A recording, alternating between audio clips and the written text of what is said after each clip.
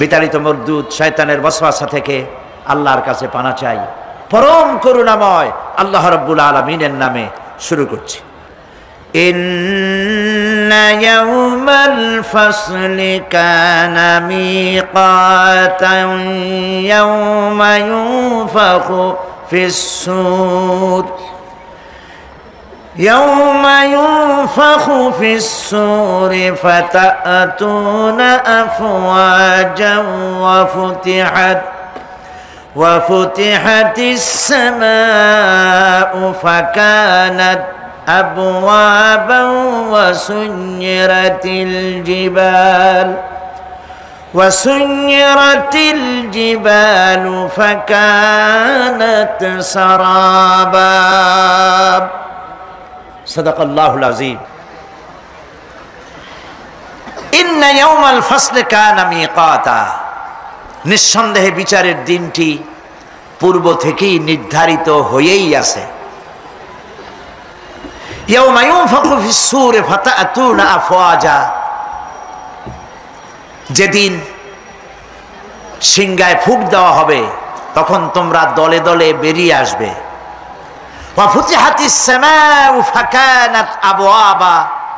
আর আকাশ সমূহ খুলে দেওয়া হবে, তখন তা শুধু দরজা আর দরজা হয়ে যাবে।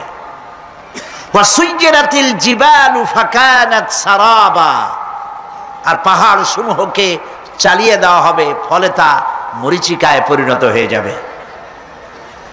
তেলাওয়াতকৃত আয়াতের এই হচ্ছে তরজমা।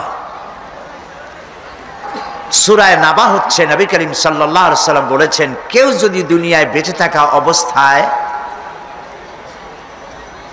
পরকালীন দৃশ্য চোখে দেখতে চায়, সেজন্য সূরা আন-নাবা, সূরা আল-মুরসালাত, সূরা আন-নাজিআত, সূরা আল-ইনফিতার, সূরা আত-তাকবীর, এই সূরাগুলি যেন পড়ে, তাহলে কিয়ামতের দৃশ্য নিজ চোখে অবলোকন করতে পারবে। সুবহানাল্লাহ বলেন। পরকালীন জীবন সম্পর্কে কোরআন যেসব যুক্তি পেশ করেছে, তা হলো আল্লাহর এসব কিছুই বিচক্ষণতার বাইরে ছিল না, লক্ষ্যহীন এবং নিরর্থক নয়। আল্লাহ পাক বলছেন, أفحسبتم أنما خلقناكم عبثا وأنكم إلينا لا ترجعون। তোমরা কি ভেবেছো যে তোমাদেরকে সৃষ্টি করা হয়েছে খামোখা, আর তোমাদেরকে আমার কাছে ফিরে আসতে হবে না? এটাই কি মনে করেছো? আল্লাহ রাব্বুল আলামিন কোরআনে কারীমের অন্যত্র বলেন, আয়াহসাবুল ইনসানু আইয়ুতরাকা সুদা। মানুষ কি ভেবেছে যে তাদেরকে নিরর্থক আমি সৃষ্টি করেছি? মোটেই না। ওয়ামা খালাকনাস সামাওয়াতি ওয়াল আরদা ওয়ামা বাইনাহুমা লাইবিন। আল্লাহ পাক বলেন, এই আকাশ আর জমিন আর এর মধ্যবর্তী যা কিছু আমি সৃষ্টি করেছি, কোনোটাকে খেল তামাশার বিষয়বস্তু করে তৈরি করি নাই, নিরর্থক করে বানাই নাই। প্রত্যেকটি সৃষ্টির পেছনে বিচক্ষণতার দাবি হিসেবেই সৃষ্টি করা হয়েছে। বিরাট কারণ রয়েছে, খামোখা বানানো হয় নাই। এই পৃথিবীর একদিন শেষ হয়ে যাবে, এই বিশ্ব ব্যবস্থার একদিন পরিসমাপ্তি হয়ে যাবে। এই আকাশ থাকবে না, এই জমিন থাকবে না। বিশ্বাস করেন? আর যারা জবাব দিলেন না, বিশ্বাস করেন?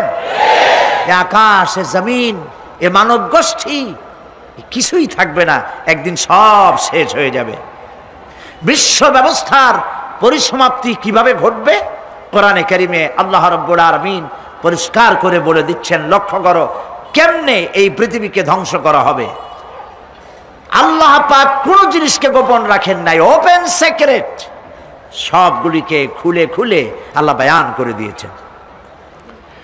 এই পৃথিবী আল্লাহ রাব্বুল আলামিন কেমনে ধ্বংস করবেন, কেমনে কিয়ামত হবে, বিশ্ব ব্যবস্থার পরিসমাপ্তি কেমনে হবে? আল্লাহ পাক কোরআনে কারিমে বলেন, ইযাস সামাউ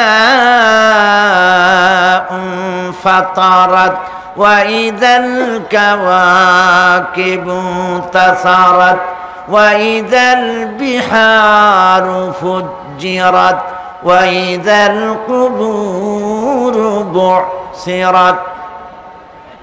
ইযাস সামাউ ফাতারাত, আকাশসমূহ বিদীর্ণ হয়ে যাবে, বিদীর্ণ হয়ে যাবে। কাতাইয়িস সিজিল্লি লিল কুতুব, কিতাবের পৃষ্ঠা যেমন একটার উপরে একটা পড়ে, শুনতেছেন কথা?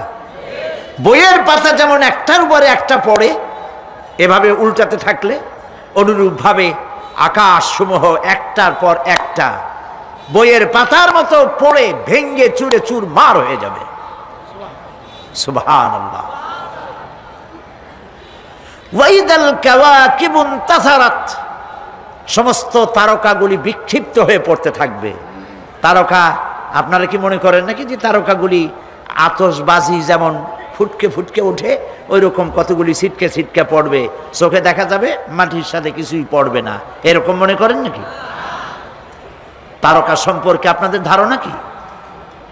বিশাল তারকা, কত তারকা! সমুদ্রের বেলাভূমিতে দাঁড়িয়ে বালুকণাগুলি, সমুদ্রের বালুকণাগুলি গোনা যদি সম্ভব হয়, আল্লাহর আকাশে কত তারকা গুণে শেষ করা যাবে না। এ তারকা এতটুক নয়, যতটুক আপনি দেখেন বিশাল তারকা। যে সূর্য পৃথিবীর চাইতে 13 লক্ষ গুণ বড়, এরকম 1.5 থেকে 2 অথবা 3 কোটি সূর্য খাইয়া পেটের মধ্যে হজম করতে পারে এমন হাজার হাজার বিলিয়ন বিলিয়ন তারকা আল্লাহ পাক গ্যালাক্সির মধ্যে পয়দা করে রেখেছেন। এগুলি যখন ছিটকে পড়তে থাকবে পৃথিবীর উপরে, ওয়াইদাল কাওয়াকিবু তাসারাত, সমস্ত তারকাগুলি বিক্ষিপ্ত হয়ে পড়তে থাকবে। ওয়াইদাল বিহারু ফুজ্জিরাত, সমুদ্রগুলি দীর্ণ বিদীর্ণ হয়ে যাবে, সমুদ্রের পানিগুলি নিঃশেষিত হয়ে যাবে, তলদেশ ফেটে যাবে এবং তলদেশ থেকে অগ্নি উদ্গীরণ হতে থাকবে, সমুদ্রের তলদেশ থেকে। বিশ্বাস করেন?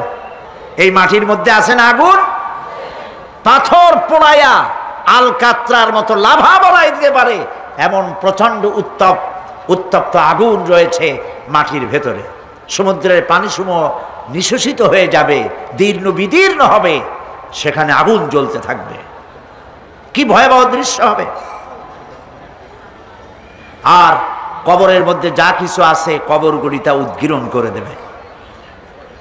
অন্য সূরার মধ্যে আল্লাহ পাক বলছেন, ইযাশ শামসু কুমিরাত ওয়া ইযান নুজুমুন কাদারাত ওয়া ইযাল জিবালু সুজ্জিরাত। যখন সূর্যকে ঢেকে দেওয়া হবে, বিশাল সূর্যটা হারায় যাবে আর তারকাগুলো বিপর্যস্ত হয়ে যাবে, পাহাড়গুলিকে চালিয়ে দেওয়া হবে। ফাইদান নুজুমু তুমিসাত ওয়া ইদাস সামাউ ফুরিজাত ওয়া ইদাল জিবালু নুসিফাত। যখন তারকা স্থিমিত হয়ে যাবে, তারকাগুলিতে কোনো আলো থাকবে না, আসমান বিদীর্ণ হবে, পাহাড় সমূহ উড়িয়ে দেওয়া হবে।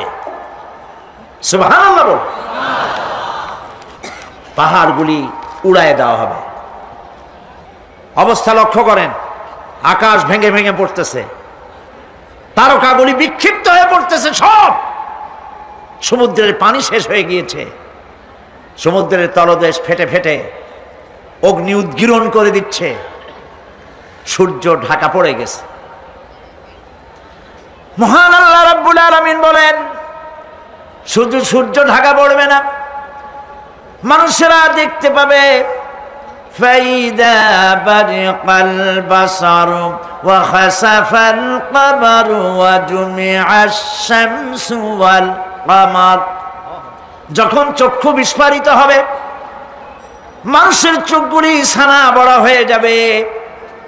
এই দৃশ্য দেখে চাঁদে আলো নাই, সূর্যতে আলো নাই, চাঁদ আর সূর্য দুটি একাকার হয়ে যাবে। আল্লাহ পাক বলছেন ওয়া হুমিলাতিল আরদু ওয়াল জিবালু ফাদুক্কাতা দাক্কাতান ওয়াহিদা। জমিন আর পাহাড়গুলোকে এর মধ্যে সংঘর্ষ বাঁধিয়ে দেওয়া হবে, পাহাড়গুলি উঁচু করে মাটির উপরে আছাড় মারা হবে, একই আঘাতে পাহাড়গুলি চূর্ণ বিচূর্ণ হয়ে যাবে। সুবহানাল্লাহ। এই কথার মধ্যে কোনো ভুল আছে? কেবলমাত্র কাফের বেঈমান তাদের কলিজায় এ কথা ভয়ের সৃষ্টি না করতে পারে। ইমানদারদের কলিজা ফেটে যাওয়ার কথা। কি ভয়াবহ দৃশ্য! তারকা পড়তেছে, আকাশ ভাঙতেছে।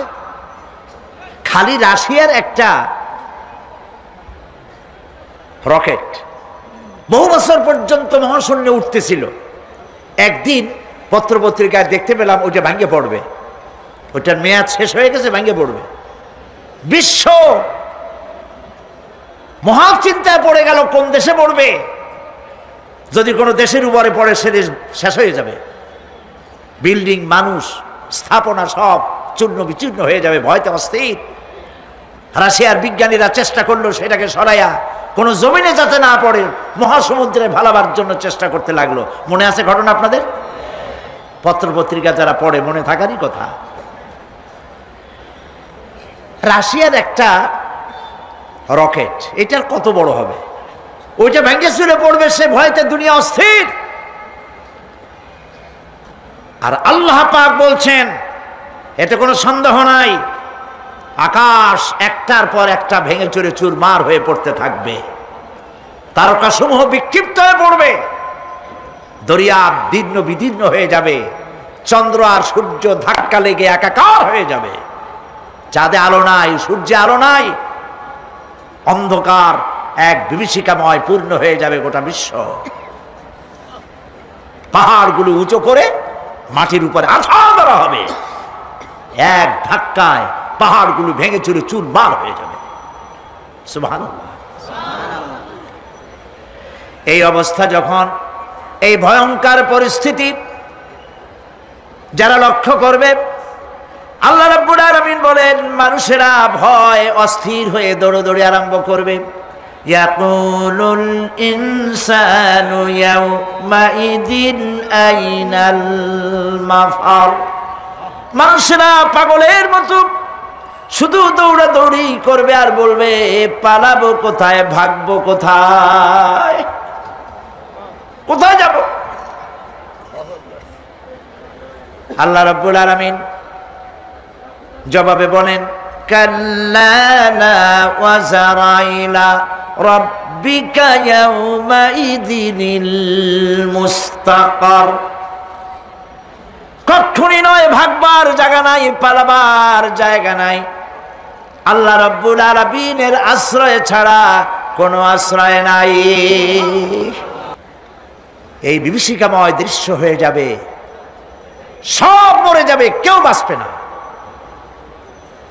মালাকুল মউতকে আল্লাহ পাক জিজ্ঞেস করবেন কে এখন বেঁচে আছে আর কারা বেঁচে আছে।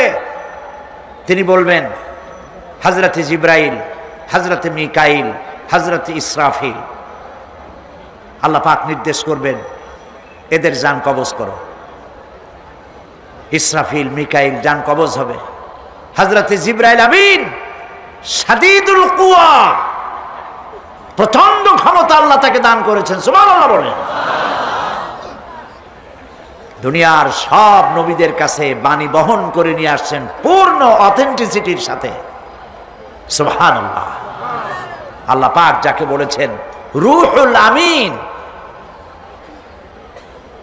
নবী করিম সাল্লাল্লাহু আলাইহি সাল্লামের মেরাজের রাত্রে যে কথা বলা হয়েছে ওয়ালাকাদ রাহু বিল উফুকিল মুবিন, পশ্চিম দিক বলয় তিনি যে দেখতে পেয়েছিলেন তাফসীর বলছে হযরতে জিবরাইলের পূর্ণ আকৃতিতে নবী করিম সাল্লাল্লাহু আলাইহি সাল্লাম তাকে দেখতে পেয়েছিলেন। হযরতে জিবরাইল যখন দুনিয়া আসেন, কোন কোন কিতাবে লেখা হয়েছে 600 ডানা আছে তার, 2 ঝাপটায় আকাশ থেকে জমিনে চলে আসেন। সুবহানাল্লাহ। হযরতে জিবরাইলকে আল্লাহ পাক বলবেন তাকে মওত দাও, হযরতে জিবরাইলও বিদায় হয়ে যাবে। আল্লাহ প্রশ্ন করবেন, এখন আর কে বাকি? মান বাকিয়া ইয়া মালাকাল মউত। মালাকুল মউত বলবেন, হে আল্লাহ তাআলা, এখন তোমার সামনে আমি দাঁড়িয়ে আছি, আর কেউ নাই। আল্লাহ পাক বলবেন, মুত ইয়া মালাকাল মউত। আল্লাহু আকবার। মুত ইয়া মালাকুল মউত, মরে যা, মরে যা। মালাকাল মউত মরে চলে যাবে। এরপরে আর কেউ নাই। আল্লাহ রাব্বুল আলামিন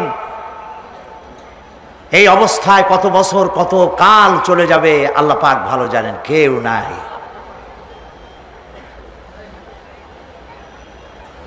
আজকের রাজত্ব কার? আল্লাহ প্রশ্ন করবেন, আজকের রাজত্ব কার? আল্লাহ পাক আওয়াজ দিবেন, বলবেন, আজকের রাজত্ব কার? কোনো জবাব নাই, আকাশের নাই, জমিনের নাই, আকাশও তো নাই, কারো কোনো জবাব নাই। আল্লাহ পাক বলবেন, লিল্লাহি ওয়াহিদুল কাহ্হার। আজ একমাত্র রাজত্ব হচ্ছে পরাক্রমশালী আল্লাহ রাব্বুল আলামিনের। আল্লাহ পাক বলবেন, ইয়া দুনিয়া আইনা সুজারুকি, হে পৃথিবী তোর গাছগুলা কই? ইয়া দুনিয়া আইনা জিবালুকি, হে পৃথিবী তোর পাহাড়গুলা কই? আইনাল জব্বারিন, স্বৈরাচারেরা কোথায়? কারো কোনো জবাব হবে না। আল্লাহ পাক এরপরে আবার মানুষগুলিকে চিন্তা করবেন। সুবহানাল্লাহ। ওয়া ইযাল কুবুরু বু'সিরাত, যা কিছু মাটির মধ্যে লুক্কায়িত ছিল সবগুলি আল্লাহ পাক বের করে নিয়ে আসবেন। হাসরের ময়দান হবে, উপস্থিত হবে সমস্ত মানুষ, কেউ পলায়ে থাকতে পারবে না কোথাও। কুমিরে যারে খাইছে, বাঘে যারে খেয়েছে, আগুনে যারে পোড়াইছে, পানিতে যে পচে গেছে, পোকামাকড়ে যারা খেয়েছে, কোনো পথ নাই। সবাই আল্লাহর দরবারে উঠবে। পায়ে জুতা নাই, মাথায় কাপড় নাই, পরনে কোনো কাপড় চোপড় নাই, উলঙ্গ উলাঙ্গিনী। উম্মুল মুমিনিন হযরতে আয়েশা সিদ্দিকা রাদিয়াল্লাহু তাআলা আনহা নবী করিম সাল্লাল্লাহু আলাইহি ওয়াসাল্লামের জবান মোবারকে এটা শুনে কেঁদে ফেললেন। বললেন, ইয়া রাসূলুল্লাহ, আমারও কি সেই অবস্থা হবে? তিনি বললেন, হ্যাঁ। উম্মুল মুমিনিন বললেন, ইয়া রাসূলুল্লাহ, তখন কি আমার শরম হবে না? আল্লাহর নবী বললেন, কিয়ামতের এই বিভীষিকাময় দৃশ্য দেখে মানুষের দিকে তাকাবার কোনো হুঁশ থাকবে না। সব মানুষ উপরের দিকে তাকায় থাকবে, নিচে তাকাবার কারো কোনো ক্ষমতা থাকবে না। মানুষ অস্থির হয়ে যাবে। সেই হাসরের ময়দান, বিচারক আল্লাহ রাব্বুল আলামিন প্রত্যেকটি মানুষকে তার কৃতকর্মের জন্য হিসাব দিতে হবে। আল্লাহ রাব্বুল আলামিন বলেন, পরকালীন জীবনের ব্যবস্থাপনাটা কেমনে হবে শোনো। ইন্নাস সামআ ওয়াল বাসারা ওয়াল ফুআদা কুল্লু উলাইকা কানা আনহু মাসউলা। কিয়ামতের দিন প্রত্যেকটি মানুষকে তার শ্রবণ সম্পর্কে, তার দৃষ্টি সম্পর্কে, আর অন্তঃকরণের কল্পনা সম্পর্কে প্রত্যেকটি ব্যাপারে আল্লাহ পাক জিজ্ঞাসা করবেন। কান দিয়েছিলাম, কি শুনেছো? যা শুনছো তা আমল করেছো কিনা? আমার নিষেধ করা জিনিসগুলি শুনছো নাকি? কান, কানের জবাব দিতে হবে। কান আল্লাহ পাক দিয়েছেন, সুবহানাল্লাহ। আল্লাহ পাক দিয়েছেন কান। এই কান দুটো যার নাই, কান আছে শুনতে পায় না, কত বড় কষ্টে আছে সে। মানুষে চিল্লায় কথা কয়, সে বুঝেই না। আছে না এমন? এই কানের সম্পর্কে প্রশ্ন করা হবে, শ্রবণ সম্পর্কে, দর্শন সম্পর্কে প্রশ্ন করা হবে। যা দেখতে নিষেধ করেছি সেগুলো দেখছো নাকি? এ শুকরিয়া আদায় করেছো নাকি? দুটি চোখ, এ শুকর আদায় করা কি সম্ভব ভাই? আদায় করা সম্ভব? এই দুটি চোখ যদি না থাকতো, আমার গর্ভধারিণী মাকে দেখতে পারতাম না। এই সুন্দর চোখ দুটি যদি আল্লাহ না দিতেন, আল্লাহর এই সুন্দর সৃষ্টি দেখা থেকে বঞ্চিত হয়ে যেতাম।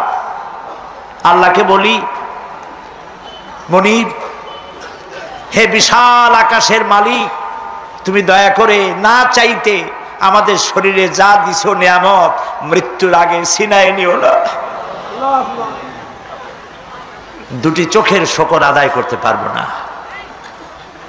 চোখের মধ্যে পানি আছে, কান্নার পানি না, সবসময় চোখে পানি আছে। চোখে আমরা পলক দেই, দেই না? কত কুদরত আল্লাহ পাকের। এই পৃথিবীতে দিনে রাতে অসংখ্য পলুয়েশন, রোগ জীবাণু সমানে উঠতেছে। এখন যদি মাইক্রোস্কোপ যন্ত্র এখানে থাকতো, তাহলে দেখতেন এই পরিবেশটা কত দূষিত, কত পলুয়েশন, কত জার। এগুলি নাকের মধ্যে দিয়ে পেটে যাচ্ছে, চোখের মধ্যে ঢুকতেছে। ক্রমাগত চোখের ভিতরে ধুলাবালি ঢুকবে, আর পরিষ্কারের কোনো ব্যবস্থা যদি না করা হয়, চোখের দৃষ্টি নষ্ট হয়ে যেতে পারে। এই জন্য আল্লাহ রাব্বুল আলামিন চোখের ভিতরে মেডিসিন রূপী এক প্রকারের পানি রেখেছেন, আর অটোমেটিক চোখের পাতা ওঠানামা করে প্রতি মুহূর্তে চোখকে ক্লিন করে দিতেছে। এই চোখ সম্পর্কে আল্লাহ রাব্বুল আলামিন প্রশ্ন করবেন, অন্তঃকরণ সম্পর্কে প্রশ্ন করবেন। জবাব দেওয়া সেদিন বড়ই কঠিন হয়ে যাবে। এই জন্য আল্লাহ রাব্বুল আলামিন দুনিয়াবাসীকে সতর্ক করে দিচ্ছেন। তিনি আরো বলছেন, ওয়ালাকাদ খালাকনাল ইনসানা ওয়া না'লামু মা তুওয়াসবিসু বিহি নাফসু ওয়া নাহনু আকরাবু ইলাইহি মিন হাবলিল ওয়ারিদ। মানুষ সৃষ্টি করেছি আমি, তার অন্তঃকরণে কি চিন্তা হয়, কি কল্পনা হয় তাও জানি আমি। আর আমি আমার বান্দার যেই সাহারাকের উপরে মাথাটা খাড়া আছে, এই রোগের চাইতেও আমি বান্দার বেশি নিকটে। আল্লাহ পাক গোপন রাখেন নাই, বলে দিছেন আমি কিন্তু এখানে আছি। সুবহানাল্লাহ। আচ্ছা বলেন তো, আল্লাহ কোথায় আছেন? এটি একটি মুশকিলের প্রশ্ন। সাধারণত লোকেরা বলে আল্লাহ সব জায়গায় আছে। এই কথা, এই জবাব সঠিক নয়। আকীদা সাফ হতে হবে। আল্লাহ সব জায়গায় আছে এই কথা সঠিক নয়। যদি আল্লাহ সব জায়গায় থাকেন, তাহলে দুনিয়ার সব জায়গা ভালো না, কিছু কিছু খারাপ আছে। তাহলে খারাপ জায়গায়ও থাকতে হয়। নাউযুবিল্লাহ বলেন। আল্লাহ কোথায় আছে এই প্রশ্ন আল্লাহরই করি। সওয়ালে মুকদ্দারের জবাব, পৃথিবীর মানুষ আল্লাহকে প্রশ্ন করবে তুমি কোথায় আছো। রব্বুল আলামিন প্রশ্ন করার আগে জবাব দিয়ে দিয়েছেন, আর রাহমানু আলাল আরশি ইস্তাওয়া। আল্লাহ পাক আরশে আজিমে আছেন। কোথায় আছেন বলে? এক আঙ্গুল আকাশের দিকে উঁচু করে বলেন, আল্লাহ কোথায় আছেন?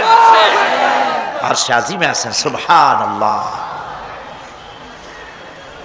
তবে আরশে আজিমে আছেন যে অবস্থা এমন নয় যে তিনি সাংঘাতিক রকমের কুয়াশার কারণে বাংলাদেশে কি হইতেছে তা দেখতে পান না। সে আল্লাহ রাব্বুল আলামিন সব কথা পরিষ্কার করে বলেছেন, আমি তোমার ঘাড়ের কাছে। তার মানে আল্লাহর ইলম, তার নজর, তার সামা এবং তার বাসার, তার দেখা, তার শোনা, তার ইলম সবটা আমাকে ঘিরে আছে, আমি তার বাইরে নাই। আল্লাহ মানুষকে সতর্ক করতেছেন,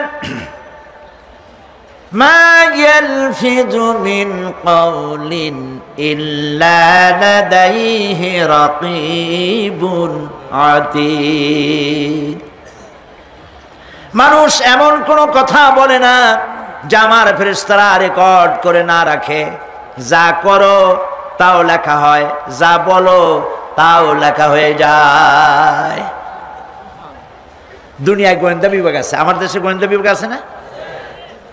কি নাম কত দুই একটা আন্দাজে কইলো আছে, CID, DIB, DFI, army intelligence, কত রকম গোয়েন্দা আছে, কত বাহিনী আছে, আপনি টের পাবেন না। পানির একটা বান্দি আপনার সামনে বসা, আপনি বুঝবেন না যে আপনার আমলনামা রেকর্ড করতেছে ওখানে বসে। আপনি তো মনে করেছেন দরবেশ সাহেব 6 সেল্লা দিয়ে আসছে, কিন্তু তিনি গভর্নমেন্ট অফিসার, আপনার সর্বনাশ করতেছে, আপনি টের পাচ্ছেন না। এই যে যদি মানুষের রাষ্ট্র ঠিক রাখার জন্য দুনিয়ার সরকারের দরকার হয়, তাহলে আল্লাহ পাকের এই বিশাল সাম্রাজ্য রক্ষা করার জন্য আল্লাহর গোয়েন্দা বিভাগ নাই? আল্লাহ রাব্বুল আলামিন তার গোয়েন্দা বিভাগ কাজ করতেছি, আমরা বিশ্বাস করি না, আমরা বুঝতে পারি না, যার জন্য অন্যায়ের মধ্যে লিপ্ত হয়ে যাই। একবার আমি লন্ডন থেকে, লন্ডন শহরে রাত্রে যাচ্ছি, রাত 2টা-2:30 হবে। প্রতিমধ্যে রেড সিগন্যাল জ্বলল, গাড়িটা থামায় দিল, সামনে আর গাড়ি টাড়ি নেই। আমি ড্রাইভারে বললাম যে গাড়ি টাড়ি তো নাই সামনে, আমরা তো ইচ্ছা করলে যেতে পারি। ড্রাইভার বলল পারি, কিন্তু যাব না।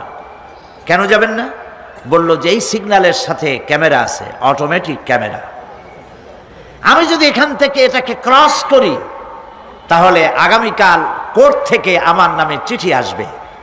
রাত 2:45, এই রঙের গাড়ি, এত নাম্বার গাড়ি, এবং আপনার চেহারা শরীফ এই, আপনি রাত 2:45 সময় রেড সিগন্যাল অমুক এলাকা থেকে ক্রস করেছেন, মেহরবানি করে কোর্টে আসেন আর জরিমানা দিয়ে যান। এই লোকটি এইখানে ক্যামেরা আছে, এটা চোখে দেখছে, সেই জন্য বিশ্বাস করলো। কিন্তু এই ক্যামেরায় স্ন্যাপ নেওয়ার জন্য কোনো ক্যামেরা ম্যান নাই, অথচ গাড়ি ক্রস করলেই, ওভার স্পিড করলেই ছবি তুলে ফেলবে।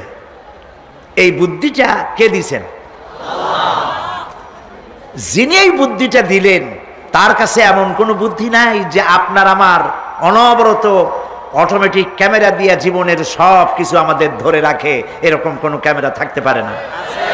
পারে কি না? পারে। কিন্তু আমাদের কপাল খারাপ।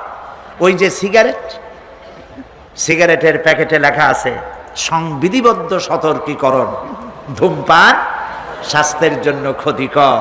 প্যাকেটে লেখা আছে, হাতের মুঠায় ধরিয়া সিগারেট ধরে টান মারিয়া উপরে ফু দিয়া তাকায় দেখে ফু যায় কদ্দুর। ওইখানে ক্যামেরার সাথে কোনো মানুষ নাই, ক্যামেরা আছে তাই বিশ্বাস করে, কিন্তু আল্লাহর ক্যামেরাগুলি চোখে দেখে না। ওখানে যেমন রেড বর্ডার আছে, আল্লাহ রাব্বুল আলামিন জীবনের প্রত্যেকটি মোড়ে মোড়ে রেড বর্ডার লাগায় দিয়েছেন। জেনা করো না, একটি রেড সিগন্যাল। মদ পান করো না, আরেকটি রেড সিগন্যাল। মিথ্যা কথা বলো না, আরেকটি রেড সিগন্যাল।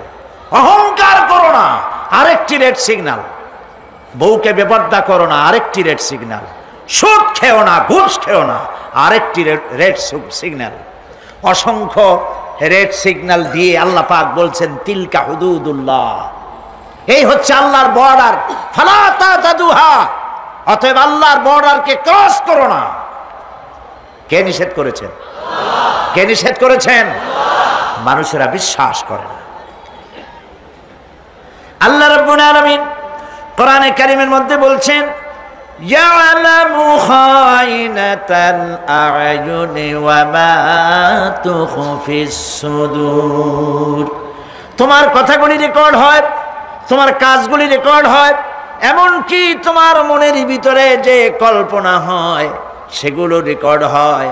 আর চোখে কি লুকোচুরি খেলে আল্লাহ তাও জানতে পারে। সানগ্লাস পরে চোখের ফাঁক দিয়া কারে দেখো, কেউ টের পায় না। টের পায় কে? জোরে বলেন আল্লাহ পাক। মহান আল্লাহ রাব্বুল আলামিন বলেন, কোন গুনার কাজ করে, কোন সামান্যতম গুনার কাজ করেও এড়াতে পারবে না, এবং সামান্যতম ভালো কাজ করলেও তাতে পুরস্কার থেকে মাহরুম হবে না। আল্লাহ পাক বলেন, ওয়া ইন কানা মিসকালা হাববাতিন মিন খারদালিন আতাইনা বিহা ওয়া কাফা বিনা হাসিবিন। একটি সরিষা পরিমাণ আমলকেও আল্লাহ পাক কিয়ামতে হাজির করবেন। হিসাব নেওয়ার জন্য আল্লাহ পাক বলেন আমি যথেষ্ট। সুবহানাল্লাহ বলেন। হিসাব নেওয়ার জন্য আল্লাহ পাক যথেষ্ট। হযরত ওমর রাদিয়াল্লাহু তাআলা আনহু আমিরুল মুমিনিন, খলিফাতুল মুসলিমিন হযরত ওমর ইবনুল খাত্তাব বলেন রাদিয়াল্লাহু তাআলা আনহু, সুবহানাল্লাহ।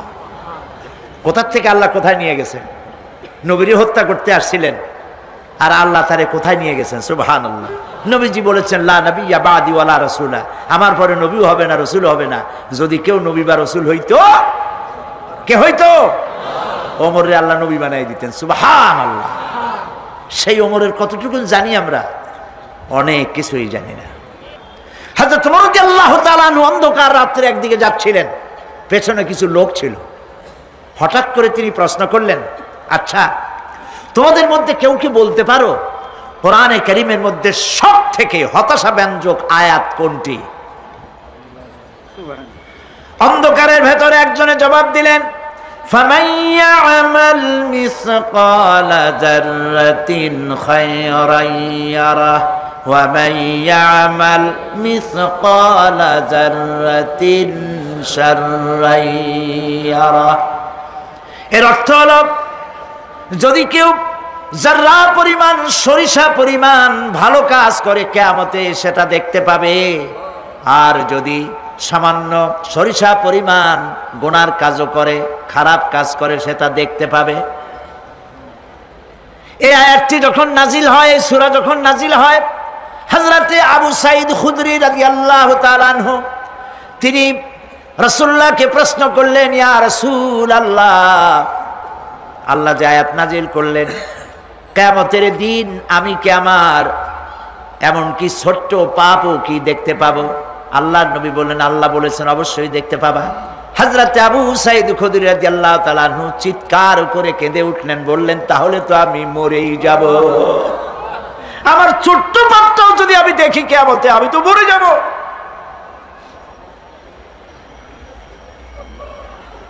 হযরত ওমর রাদিয়াল্লাহু তাআলা আনহু অন্ধকারের ভিতরে হাঁটতেছেন আর কাঁদতেছেন, হাঁটতেছেন আর কাঁদতেছেন। কিছু দূর অগ্রসর হয়ে তিনি প্রশ্ন করলেন, আচ্ছা কেউ কি বলতে পারো কোরআনে কারীমের মধ্যে সব থেকে আশা ব্যঞ্জক আয়াত কোনটি?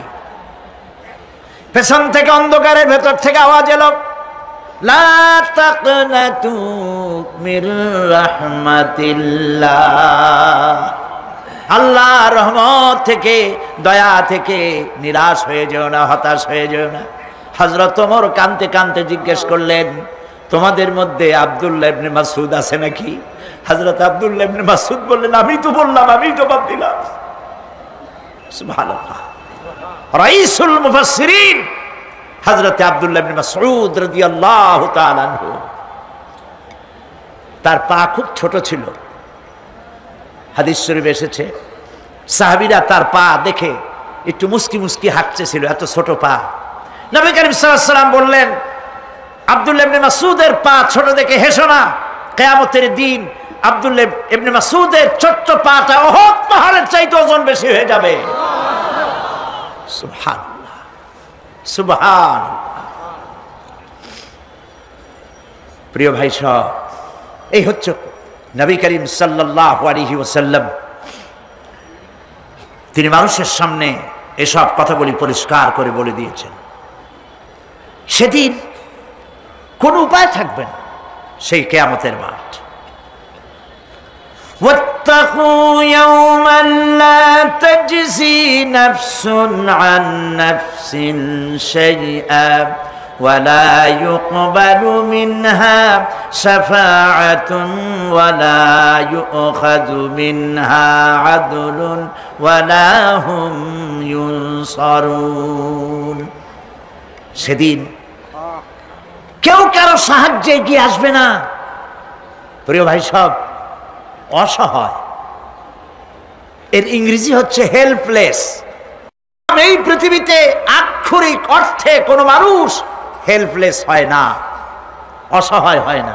কেউ না কেউ সহায় হয়েই যায়, হয় স্বামী, না হয় পিতা, না হয় ছেলে, না হয় মেয়ে, না হয় আত্মীয়, না হয় সরকার। কেউ না কেউ সহায় হয়েই যায়। একেবারে হেল্পলেস এটা পৃথিবীতে হয় না। অসহায় কারে বলে? কিয়ামতের মাঠে মানুষ তা টের পাবে। আল্লাহ তাআলা কিয়ামতের দিন তুমি আমাদেরকে অসহায় করে দিও না। কিয়ামতের দিন তুমি আমাদের জন্য সহায় হয়ে যেও। আল্লাহ পাক বলছেন, সেদিনটি ভয় করো যেদিন কেউ কারো সাহায্যে এগিয়ে আসবে না, কারো পক্ষে কোনো সুপারিশ গ্রহণ করা হবে না, কারো কাছ থেকে কোনো বিনিময় গ্রহণ করা হবে না, কাউকে কোনো সাহায্য করা হবে না। ইন্না লিল্লাহি ওয়া ইন্না ইলাইহি রাজিউন। আল্লাহ রাব্বুল আলামিন বলেন, লান তানফাকুম আরহামাকুম ওয়ালা আওলাদুকুম ইয়াউমাল কিয়ামাহ। কিয়ামতের দিন তোমাদের আত্মীয়-স্বজন, তোমাদের সন্তান সন্ততি তোমাদের জন্য কিছু মাত্র কাজে লাগবে না। ইয়াউমা ইয়াফিরুল মারউ মিন আখিহি ওয়া উম্মিহি ওয়া আবিহি ওয়া সাহিবাতিহি ওয়া বানিহি। সেদিন মানুষ তার ভাই, মা বাপ, স্ত্রী ও সন্তান থেকে পলায়ন করবে। সেদিন প্রত্যেকে নিজ নিজ অবস্থায় পতিত হয়ে যাবে।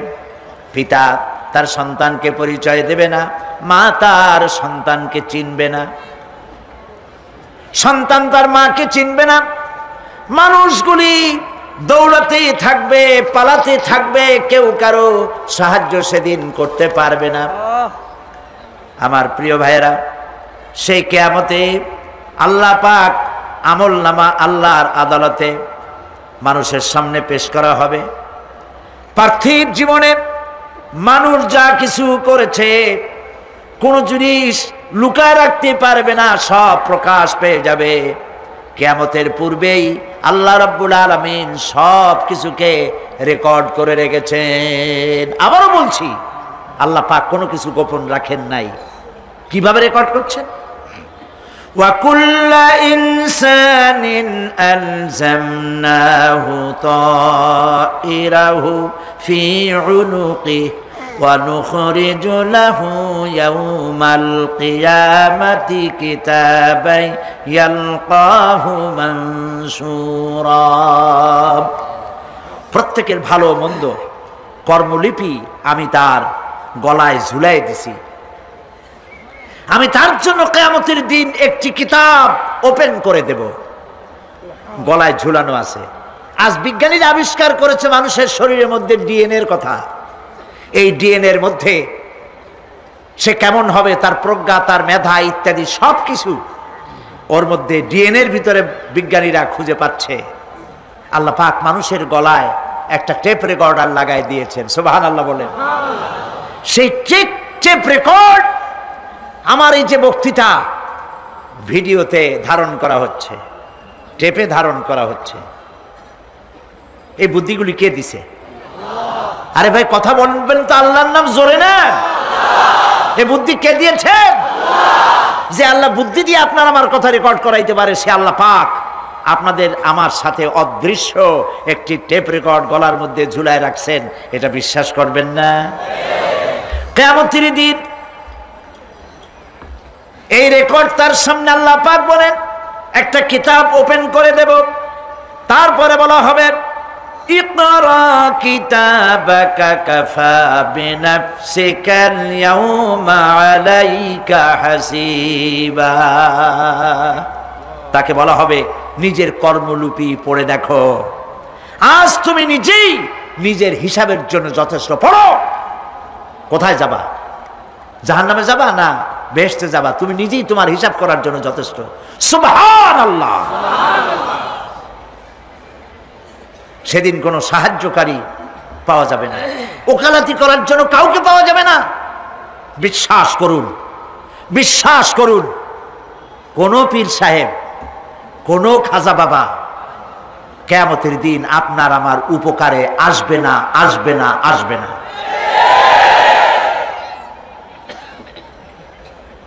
আমল ভালো হবে আল্লাহ ক্ষমা করবেন, আমল ভালো নাই পীর সাহেবরা কিচ্ছু করতে পারবেন না।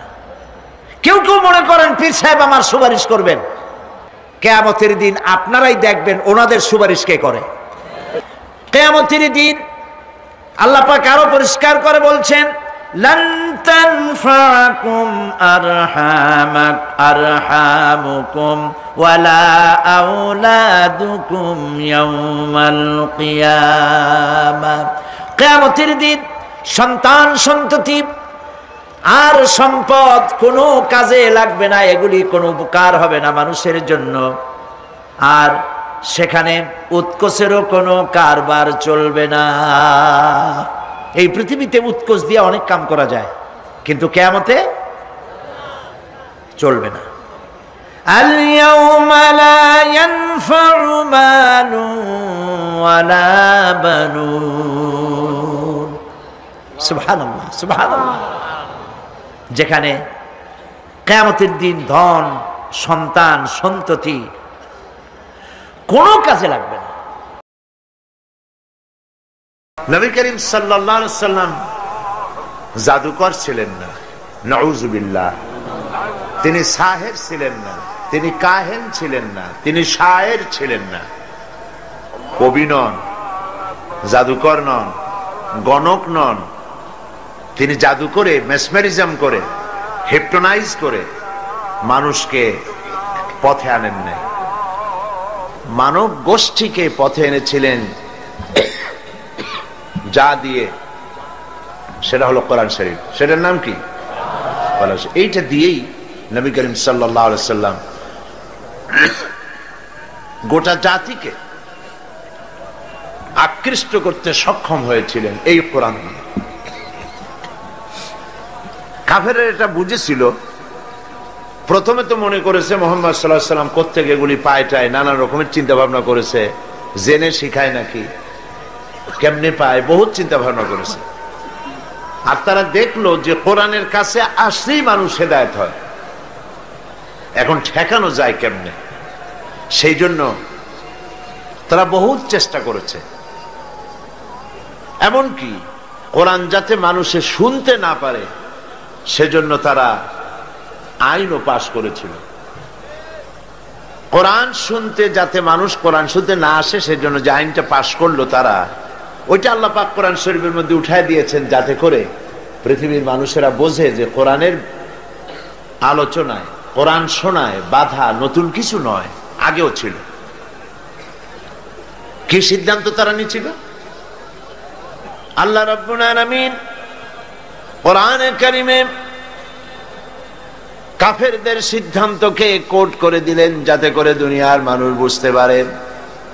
কাফেররা সিদ্ধান্ত নিল وقال الذين كفروا لا تسمعوا لهذا القرآن والغوا فيه لعلكم تغلبون وقال الذين كفروا لا تسمعوا لهذا القرآن। কাফেররা সিদ্ধান্ত নিল কোরআন শরীফ শুনো না, কোরআন তাদের জন্য বিপদ। কোরআন শুনো না, কোরআনের কাছে যেও না। কোরআন যেখানে পড়া হয়, আলোচনা হয়, সেখানে বাধা দাও, সেখানে হৈহুল্লোড় করো, চিৎকার দাও, ত্রাস সৃষ্টি করো, যাতে করে কোরআনের কাছে মানুষ না যাইতে পারে। এই সিদ্ধান্ত তারা নিয়েছিল। এই সিদ্ধান্ত নেওয়ার পরেও তারা মানুষকে কোরআনের কাছের থেকে দূরে সরাইতে পারে নাই। এলো হজের মৌসুম, নবী করিম সাল্লাল্লাহু আলাইহি ওয়াসাল্লামের প্রচার প্রসার তখনও হয়নি। রেডিও নাই, টেলিভিশন নাই, ছিল এগুলি? রেডিও নাই, টেলিভিশন নাই, পত্রিকা নাই। এক গ্রামের খবর আর এক গ্রামে যাইতে 2 দিন লাগে, এইরকমের অবস্থা ছিল। জি হ্যাঁ, টেলিফোনও নাই, মোবাইল তো ছিলই না।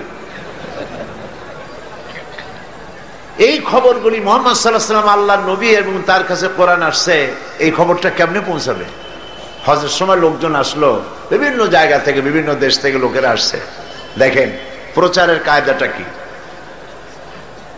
আবু জাহেল প্রত্যেক তাবুতে তাবুতে গিয়ে বলেছে, আমাদের এইখানে একটা পাগল হয়েছে, জেনে ধরছে দেয়, নাম তার মোহাম্মদ, নাউযুবিল্লাহ। পাগল হয়েছে, জেনে ধরেছে। এই লোকটার কাছে কিন্তু যাবা না, এবং কি বলে তা শুনবাও না। মুহাম্মদ সাল্লাল্লাহু আলাইহি ওয়াসাল্লামের নাম রেডিও টেলিভিশন ছাড়াই ঘরে ঘরে আল্লাহ পৌঁছায় দিয়েছে। এখন এরা তো নাম জানতো না। পাগল দেখার একটা কিউরিসিটি তাদের মনের মধ্যে জাগলো, যে পাগল বলতেছে, আচ্ছা ঠিক আছে, পাগলটা কেমন দেখি।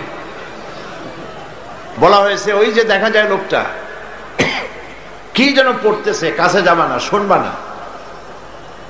সবাই কানে আঙ্গুল দিয়ে গেছে। নেতা বলেছে, শুনতে নিষেধ করেছে, শুনবো না। কিন্তু লোকটা, পাগলটা কেমন একটু দেখে আছে। যখন কাছে তারা গেছে, সুবহানাল্লাহ, চেহারা দেখে পাগল হয়ে গেছে। পাগল কি এইরকম সুন্দর চেহারা কি পাগলের হইতে পারে? নিশ্চয় পাগল নন। আমরাও তো দেখছি কত পাগল আমাদের দেশে আছে। মাথার চুলগুলো এলোমেলো থাকে, মোষ একটা একদিকে, দাড়ি আর একটা আরেকদিকে, জামা কাপড়ের কোনো পাত্তা থাকে না। এত সুন্দর চেহারা, নিশ্চয় পাগল নন। কি বলে শুনি না? কান থেকে আঙ্গুল বের করেছে। আল্লাহর নবী তেলাওয়াত করতেছিলেন। নবীজির তেলাওয়াত এদের কর্ণকুহর থেকে প্রবেশ করে হৃদয়ের গভীরে গিয়ে পৌঁছে গেল। আর কাফেরেরা বাইরের থেকে যারা এসেছিল, তারা তাদের নিজেদের